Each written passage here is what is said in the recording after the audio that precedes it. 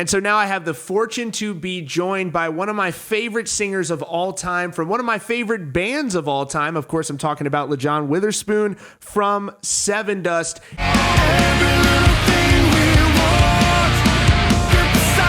Sevendust's new album, Blood and Stone, is out everywhere now via Rise Records. I don't recommend albums that I don't love.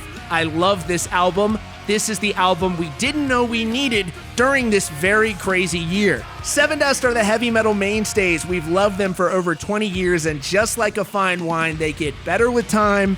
What I'm saying is, if you don't like this album, if you don't like these massive riffs, if you don't like Lajon's explosive vocals, then I guess I don't like you. All kidding aside, Blood and Stone by Sevendust available everywhere now. Pick it up and support this band. He has had an illustrious career, and they are still crushing it. I had the good fortune to tune in and watch their live stream the other night. I laughed, I cried. It was outstanding, and it was beautiful. Lajon, their new album is out now everywhere. You can pick it up on their website. You can stream it. You can buy it. Out now via Rise Records. Lajon, how you doing today? Well, first off, thank you for having me, and hello, and such a beautiful introduction. You make me feel like I'm cool again. It's a pleasure to see you, cool, man. Right. You're looking good. You're looking good. I see you have a new addition to the room since last time. That guitar behind you looks really cool. Yes. The chair is still rocking. I still need that chair for my house. Yes, we've got Hulk Hogan. We got John Cena back here. We've got it all. I do not have any plaques, though, unlike you. You've got it loaded back there. Oh, well. Oh no, I say that's been a long time. That's when you said Hulk Hogan. I FaceTime with Brooke Hogan in Orlando. That's really cool. I love that. I like the Hogans. That is so cool. Are you a wrestling fan? Oh yeah, man. You should see my garage. I have wrestling belts in glass cases, and Baron, the King, is a very good friend of mine. Right? No kidding. Yeah, actually, me and the family hung out Baron. The last time we hung out Baron, we were at his brother's wedding, and we all went to dinner. And I think that was the time we went out and threw axes with Baron. And of course, won. I think at one point he had like 3 axes in his hand, throwing them, and I'm like, really? Come on. Yeah, I'm not throwing any axes. I might play video games, eat Taco Bell, but I don't know if I'm good enough to throw the axes. So let's talk about this live stream that you guys did. You are welcome here. Yes. Let's talk about this live stream that you guys did. And I watched it. I tuned in, and it was my Friday night entertainment, and it was an awesome time. I was cueing you in a little bit on kind of what I was going through lately, and you played Angel Son, and I lost my shit. You made me cry. Hey, I hear you, man. I hear you. The 2020 has definitely been this weird obstacle to try to go around and navigate. Seems like every day there's something different that comes upon us. So I want to say, give you my prayers to you and your family with what's going on with you. We kind of had a crazy situation happen to us, with me and my family too. So, I think God has a plan, and we just have to try to stay positive and know that there is a plan. So hopefully we're going to make it through this, though. Right. That's the thing that's important to know, is that we will make it through it. And, you got to have faith, and you got to have, strength. And that helped me. Absolutely. I don't mean it made me cry in a bad way, but, it gave me a little bit of peace. That's just such a beautiful song. How did you guys write that song? Well, I always felt, it's funny you say that. I feel music is a healer. And the reason why I feel like we brought this album out, we were even told to keep it back into 2021. But I think that this time is important to have music out. But to answer your question, Angel Son was written about Lynn Strait, the singer from the band Snot. Right. Passed away tragically in a car accident with his best friend, his dog Dobbs. At that time in our lives, we just started touring the world and becoming a band that we are. And for me at that age, that was the first person, I guess, that you really understood death at the age that we were, if that makes sense. Right. He was the youngest person and the closest person our age that died. So went into the studio. I never knew what to write because I had never experienced that. And then what's so special about that song is the lyrics came the day that I recorded. So when that button pushed record, and that first verse came around and it led up to it, I had nothing. And And all of a sudden I said, life's changing and I can't go on with, out of nowhere. That whole verse came. And then the song kept going. And I still didn't have anything written for the second verse. And I was sitting there and rearranging it. I will be strong, stand by you. And it just all chill bumps. So that was one of those kind of songs that I think, you know what? And it was really true and it manifested itself. And it's just not about Lynn anymore. It's about our brothers, our sisters, our cousins, our dads, our moms, grandmas, grandpas, you know, the friend that you met at a concert that had something bad happen, you know, or any, you know, whatever. So thank you for understanding that song. I think it'll hopefully won't be one of those songs that'll last forever. It's timeless. It's absolutely timeless. And so I wanted to ask you about your approach to writing music, because when I was watching this stream the other night, and it was so high quality. I was watching it on TV like it was the Super Bowl. I mean, it was a big thing for me. It's so important to get to see rock bands that I love in that, like I'd rather watch that than any sports game. And I love sports, but to see you guys up there in 4K, you know, I'm a film buff, and just to see that quality, I have surround sound, and it was just blasting in my house. And, you know, but I was amazed by your catalog, and I know pretty much every song you've ever written. And I was just blown away by the number of hits that you guys have. And I was curious as to sort of how you approach writing songs that are so infectious. I don't know, man. We just that's a good question. I don't know. I wouldn't even use that word. Thank you very much for the compliment. Yeah. I think we just have Sevendust. That's what we do, man. You know, that's just our sound, and we've always been able to get together and really hone in on each other's talents. And it's really cool that everyone has melody and thought and song in their heart and in their mind. So it's really easy to get together and come up with great ideas and bounce off each other. And, you know, it's always fun. It's never a stressful environment, because that's just something we love to do. And I can say, I think it can attest to the time that we were able to have time off to do side projects, work on side projects, come home, be daddy, be mama, you know, be mad at the neighbor, take trash out. Those are all things that I feel like that you need to be able to go back in and to write. And you have to live life. You can't always be on the road and always in the bright lights and cater it and that. You have to do this. You have to be real. So basically, when you guys go in and record these live streams, I think it's really cool when a band releases a new album to get to experience that with, you know, the night of the album. I could see, even when concerts come back, a band doing these streams like you guys, you know, in the future. Maybe my only additional feedback of what I would like to see added maybe is like an evening with Sevendust, and then in between, maybe like some questions from the audience, and like, you know, oh, we wrote this song back in such and such, and like it's like conversation in between. It was just so perfect, and I think there's so many opportunities in the future to really create this experience where it's like I'm in my living room hanging out with Sevendust, and I really felt that way. You guys pulled it off so amazing.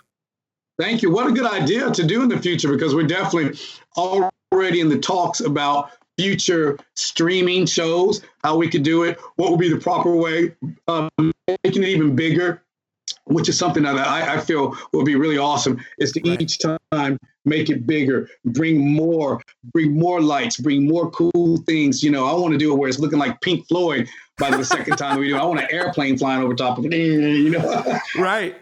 I'm serious. I mean, no one's using this. No one's using this stuff. Let us use it. Right. Exactly. And not only that, though, whenever the shows come back, I mean, you can do them with crowds. Like there's ways, there's all kinds of different ways that you can, you know, do a multicam setup in the studio. It's just, I just wanted to say you guys did such a fantastic job with that. And the new record is absolutely amazing. Can you tell people where they can get the record? Yeah, any Sevendust, Sevendust.com. Go there and it'll show you all the outlets that you can go to. I mean, it's everywhere right now. And we're really excited that the response has been good so far. And I'm just excited. You know, people ask me, what's your favorite song? I don't have a favorite song. They all are, because it's brand new. And it's just, it's a time I just feel like it's a good time for people just to be able to have something new to listen to. And that's for all the artists out there that are releasing stuff. I'm proud of everybody out there. Right. And so you guys have been through every different phase of the music industry of the last, couple of decades, and it's changed so much. It's done 100 years of changing in the last 20 some odd years. And I was curious, what do you think it would take for, this is the struggle that everyone always tells me, well, who are the next younger bands? And the question is, what do you think a younger band would have to do to cut through in today's music industry? Wow. Write a good song. Yeah. Make them remember you. You have to give them something to remember. I feel so bad for some of these young bands that started out before this pandemic that were getting a bunch of hype and were doing so well that the luster leaves. So hopefully they were strong enough in that first setting where they made an impact, because that's what people grab. That's what they remember. You might go see a band and that guy did a backflip off the stage, but damn, I don't remember any of the songs. You know what I mean? They kicked all the ass. I don't remember a damn thing. Was it a chick singing? You know what I mean? So you want to definitely make sure that you have. Not saying it was a bad thing, but saying it could have been a bunch of guys you don't even know. Just saying you don't know who's in the band. The girls wrong. Just saying. Right. Exactly. I just feel like you definitely have to have some type of substance, some type of Okay, this is a good question. I feel like there's a lot of groups out there. A lot of groups. Anybody can get a bunch of dudes, a bunch of chicks together and just start jamming and sound good.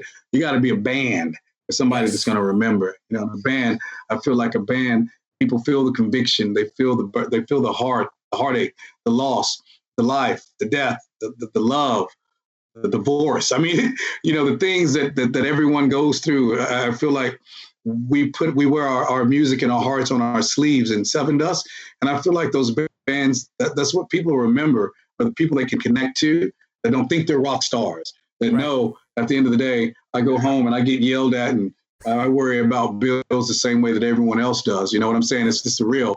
And I feel like that's what kind of connection you have to make with people to make them remember you. You just can't get out there and jump around and scream and do backflips and think they're going to remember you. You got to have something to write about, something they're going to remember in the song, something's going to bring them to, wow, that, like, I listen to music still, and I always go back to my old favorites because they take me back to a time when things were simpler, and easier, and that's what music is, and that's why I write music, because I truly believe that it's a healer, and it gets us through different stages of our life.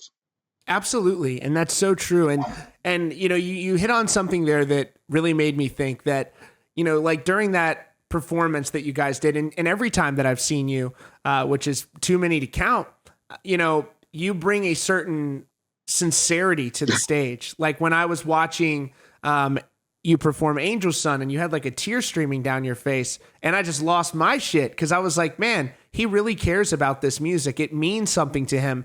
And some people write music from a formulaic approach. Those words have meaning to you.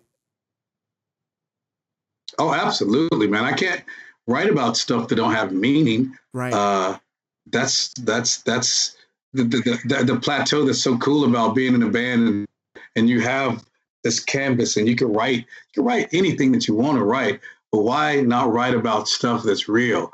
Because if anyone's going to understand it, the people that are going through it every day, just like us. Like I'm looking out my window right now, and it sucks. It's snowing outside, and it's COVID, and I can't go nowhere. Guess what? Everybody feels like that. Right. I can write a song about it right now. Right. And it appeals to people, and it's something that is so very real. And so I just wanted to, when this is all over, when people are going back to shows, and when all that stuff, whenever that happens, what is your living or dead? What's your dream tour package that Sevendust is on? Oh man, I don't. Any band, living or dead. Question. I don't care. Well, living or dead. Okay, so Jimi Hendrix. Yes. Prince and the Revolution, because they're all. Let's see. I would definitely want to bring Ozzy back out with us. Thin Lizzy. Tool, the Deftones. Wow. There's so many more. The ticket price will be very expensive. James Brown, James Brown and his band, because my cousin was in James Brown band, so I have some family out there. Wow, I didn't know that. So was your whole family involved in music? It's a majority. Like my father was in a band. My cousin was in James Brown's band. He played keyboards, trumpet. You could even see him in "Living in America." You know, the Rocky movies and that. It was awesome. What? Yeah, it's crazy. Let's see. That was my cousin Charles. Yeah, then my grandfather, Big Daddy. He was a singer back before he was a Tennessee Walking Horse trainer. And he actually dated Aretha Franklin, which I thought was always cool. So it's been. I've always grown up knowing something was kind of going on with the music. Right. No kidding. And it just turned into something so big for you guys and still is. And I'm looking forward to as soon as shows come back, I would love for the first show I go to be a Sevendust show because you guys set the bar so high. I have friends who are in very big bands. Okay. I have some friends who are in very big bands that we nerd out about Sevendust. You guys are like respected by everybody. They're like, man, oh my God, you get to talk to Lajon, you know. That's awesome. Hey man, well listen, the plan is for us to definitely go out like these runs Friday, Saturday, and Sunday in these towns that are allowing it. But until that's able, I promise you, man, if we get close to you, make sure we hang out. Yeah. The red carpet is rolled out to you and your family. And I promise that to you, brother. And thank you for taking the time. It's been too long. Yes. Let's make sure we come back before it's too late. You know what I mean? Yes. Like, let's talk again. I love doing your show. Anytime. Please come back anytime. If you even want to come up here and talk sports, anything, it doesn't even have to be music. If you want to read poetry, you come on the show anytime. I love it. You know, I'm in Kansas. I can talk about the Chiefs with you all day long. So I don't want to talk about the Chiefs right now. You stole our head coach from the Eagles. I'm sorry, man. Thank you. Yeah. Hey, listen, your family's in my prayers. Thank you. Hey, man, keep your head up, and hey, sorry's not enough. I understand what you're going through, and it'll be all right, my brother. You know what I'm saying? It'll be all right. Thank you. Lajon, thank you so much for joining us today. Again, the new record is out now. I've linked to it in the description. It's up on the screen. Get it. Support this band.